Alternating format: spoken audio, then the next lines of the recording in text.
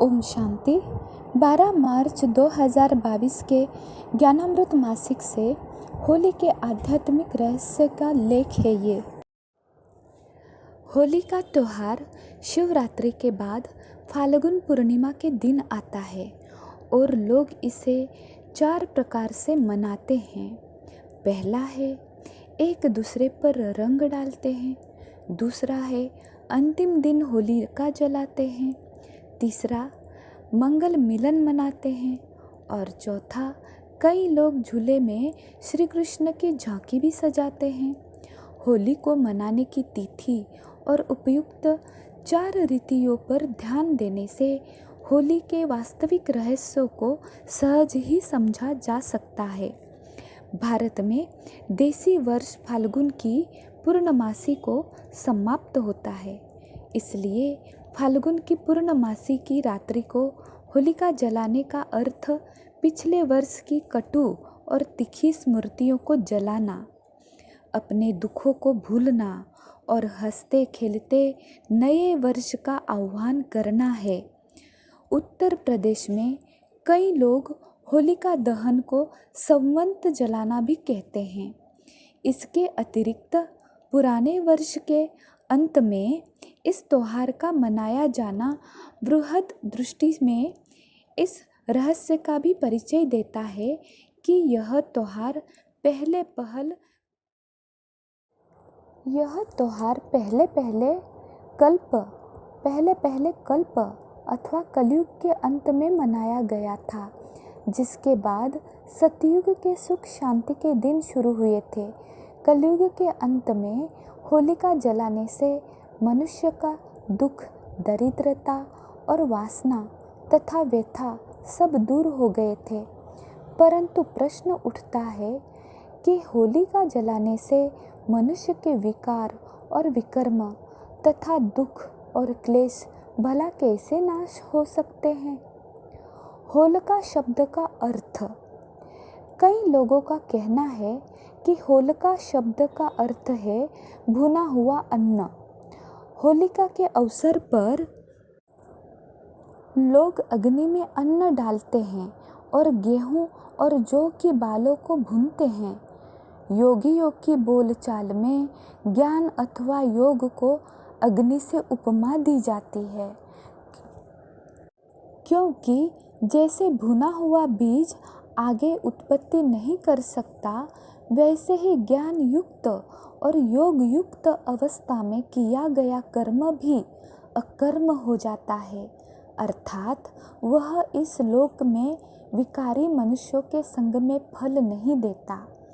अंत होलिका शब्द भी हमें इस बात की स्मृति दिलाता है कि परमपिता ने पुरानी सृष्टि के अंत में मनुष्य को ज्ञान योग रूपी अग्नि द्वारा कर्म रूपी बीज को भूनने की जो संपत्ति दी थी, हम उस पर आचरण करें।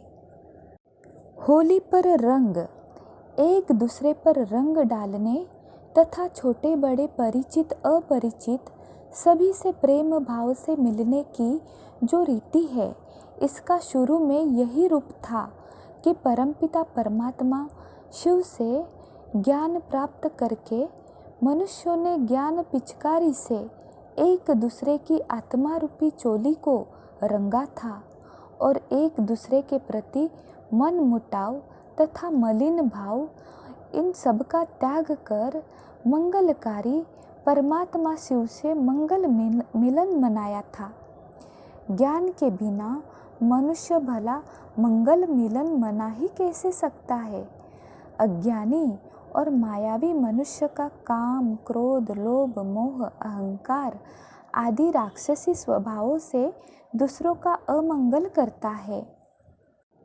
झूले में श्री कृष्ण जी की झांकी। ऊपर बताई गई रीति से होली मनाने से ही मनुष्य को श्री कृष्ण जी की झांकी दिखाई देगी।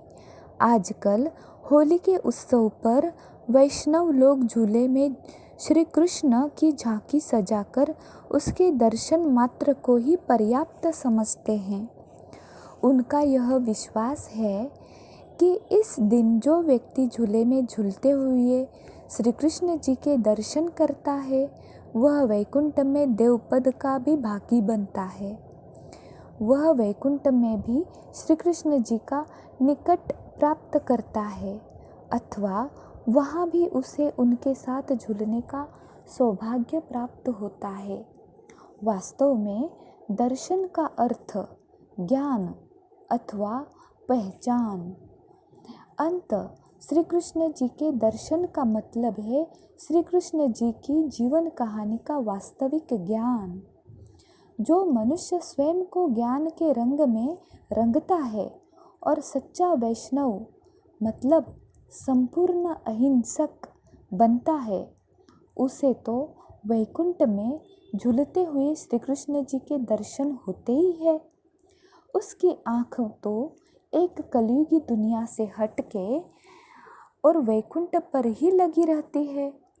वह तो इस दुनिया में रहते हुए भी मानो नहीं रहता, बल्कि वैकुंठ में श्री कृष्ण को झूलता हुआ देखता है। इतना ही नहीं, वह तो स्वयं भी ज्ञान आनंद के झूले में झूलता है।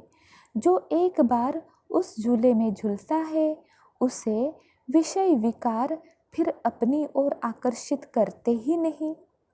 उसके लिए होली का उत्सव मल उत्सव नहीं है, मंथन मतलब ज्ञान मंथन का उत्सव है।